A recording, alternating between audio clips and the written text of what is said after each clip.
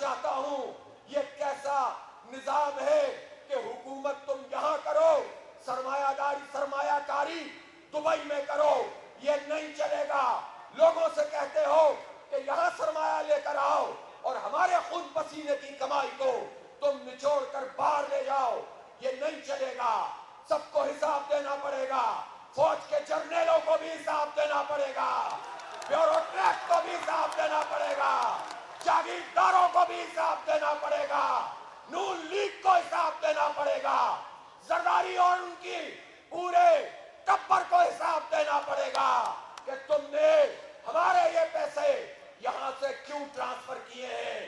یہ تو صرف ایک دبئی ہے، آسٹریلیا، انگلینڈ، امریکہ اپنے اسٹیک وہاں پر رکھتے ہو، یہاں سیاست کرتے ہو، یہاں حکمرانی کرتے ہو۔ یہ دن اب گزر رہے ہیں، اب تم مزید اپنا قبضہ اس ملک پر قائم نہیں رکھ سکو گے۔ اس لیے یہ کہنا چاہتا ہوں کہ 3.5 ارب روپے تو یہاں سے چلے گئے، لیکن 400 ارب روپے کسانوں کے لیے نہیں ہیں، گندم خریدنے کے لیے نہیں ہیں، اور تم نے وقت کو گزارا اور بیچارے کسان نے، کسی نے 2500 میں، کسی نے 2000 میں، کسی نے 2800 میں گندم فروخت کی ہے۔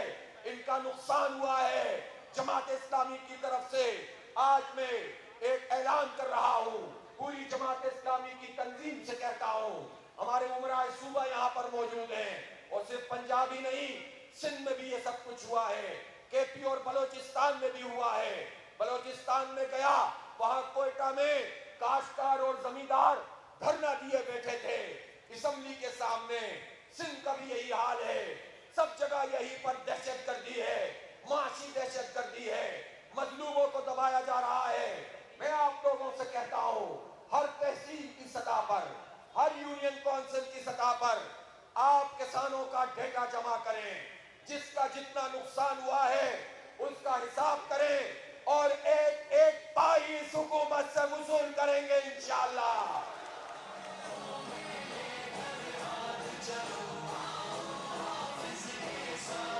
آپ لوگ تیار ہیں کہ نہیں تیار ہیں؟ ہمارے ذمہ داران اس کام کو کریں گے، کارکنان کریں گے، کسان ووٹ کرے گا۔ یہ سارے کسان اپنے بھائیوں کے ساتھ، اپنے ہم پیشہ لوگوں کو یہ یقینی بنائیں گے۔ ہم اس کا فارم بھی ایشو کریں گے، آن لائن بھی رجسٹریشن کریں گے۔ ہمارے قصبات میں، یونین کونسل کی سطح پہ، ہمارے ضلعی ہیڈ کوارٹرز میں، سب جگہ پر ہمارا دفاتر، جماعت اسلامی کے دفاتر اب کسانوں کے دفاتر ہوں گے انشاءاللہ تعالی۔ کسان اپنا سارا نقصان وہاں پر درج کروائیں، پھر ہم دیکھتے ہیں کہ یہ 400 ارب روپے کی مزید لوٹ مار کیسے کرتے ہیں۔ ایک ایک پائی وصول کرنی ہے۔ ان کے والد محترم کا پیسہ نہیں ہے، یہ آپ کے خون پسینے کی کمائی ہے۔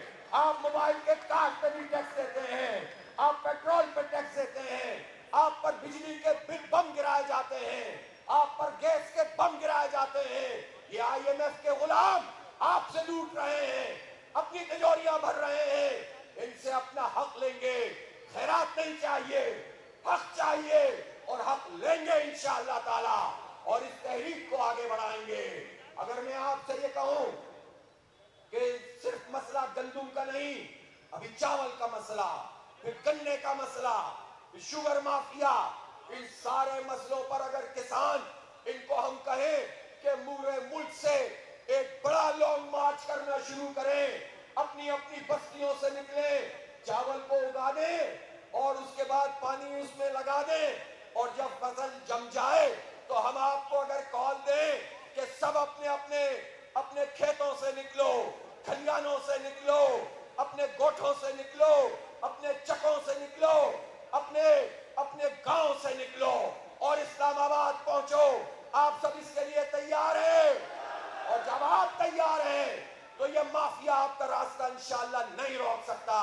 جماعت اسلامی پاکستان کے 25 کروڑ لوگوں کا مقدمہ لڑے گی۔ یہ مقدمہ عدالت میں بھی لڑیں گے، یہ مقدمہ سڑکوں پہ بھی لڑیں گے، یہ مقدمہ دھرنوں میں بھی لڑیں گے، یہ مقدمہ ایوانوں میں بھی لڑیں گے، ان ایوانوں کا گھیراؤ بھی کریں گے، اور ان سب مافیاز کے لیے راستوں کو بند کریں گے انشاءاللہ۔ ایک بڑی جد و جہد ایک بڑی کشمکش کے لیے تیار ہو جائیے. گرمی بھی اس میں ہوگی, سردی بھی ہوگی, برسات بھی ہوگی, سب کچھ ہوگا. قید و بند کی صعوبتیں بھی ہوں گی, جیل بھی ہوں گے. اس سب کو انگیز کرنے کے لیے, برداشت کرنے کے لیے تیار ہو. اور اگر تم اس کے لیے تیار ہو تو انشاءاللہ اس قوم کو ہم واقعی آزادی دلا دیں گے. انگریز کے گماشتوں سے, ان وڈیروں جاگیرداروں سے, ان ڈکٹیٹروں سے, ان مافیات سے, ان سرمایہ داروں سے, ان خون چوسنے والوں سے اس ملک کو آزادی دلوانی ہے. انشاءاللہ ہمارا ملک ہے, قربانیوں کے نتیجے میں بنا ہے. یہ کسی جرنیل نے آزاد نہیں کروایا تھا, یہ کسی چیف جسٹس نے آزاد نہیں کروایا تھا, یہ کسی انگریز کے گماشتے نے آزاد نہیں کروایا تھا. قربانیاں دی تھیں, ٹرینوں کی ٹرینیں کٹ گئی تھیں, مشرقی پنجاب سے ہجرت کرنے والے آئے تھے, خاندان کے خاندان قتل کر دیے گئے تھے, صرف لا الہ الا اللہ محمد الرسول اللہ کے لیے, اس کے نظام کے لیے, عدل و انصاف کے لیے. انگریز اور برہمن سامراج سے آزادی کے لیے ہم نے ملک بنایا تھا. عصمتیں پامال ہوئی تھیں, عزتیں تباہ ہوئی تھیں, ان جاگیرداروں کے لیے نہیں بنایا تھا. یہ بڑے جاگیردار کسانوں کا حق کھاتے ہیں. 4% جاگیرداروں کے پاس 40% زرعی زمین ہے. پورے پاکستان سے صرف 4 ارب روپے ٹیکس جمع کرائے ہیں. تنخواہ دار طبقے نے 300 ارب روپے ٹیکس جمع کرائے ہیں. اور آئی ایم ایف کہہ رہا ہے کہ تنخواہ دار طبقے پر اور ٹیکس لگاؤ. آئی ایم ایف کے یہ غلام پاکستان کو کبھی آزاد نہیں ہونے دیں گے. اس کے لیے بڑی تحریک چلانی پڑے گی, بڑی قربانیاں دینی پڑیں گی. جماعت اسلامی نے یہ فیصلہ کیا ہے کہ انشاءاللہ عوام کا ہر مسئلہ ہمارا مسئلہ ہے, مزدور کا ہر مسئلہ ہمارا مسئلہ ہے, کسان کا ہر مسئلہ ہمارا مسئلہ ہے, طلباء کا, نوجوانوں کا, ہماری ماؤں بہنوں کا ہر مسئلہ ہمارا مسئلہ ہے. اس کو اٹھائیں گے بھی, اس کا حق دلائیں گے بھی انشاءاللہ, اور پاکستان کو حقیقی معنوں میں پاکستان بنائیں گے. اس میں کھیت ہیں اور کھلیان ہیں, اس میں دریا ہیں, سمندر ہے, اس میں خزانے ہیں, اس میں سونا اور تانبا ہے, اس میں آئل اور گیس ہے, اس میں سب کچھ ہے. محنت کش عوام ہے, مزدور اور کسان ہیں, ایسے نوجوان ہیں.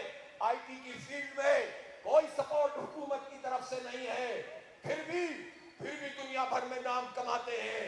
انشاءاللہ ہم ان نوجوانوں کا بھی ہاتھ تھام رہے ہیں. بنو قابل پروگرام, نوجوانوں کا بڑا پروگرام جماعت اسلامی لانچ کرنے جا رہی ہے.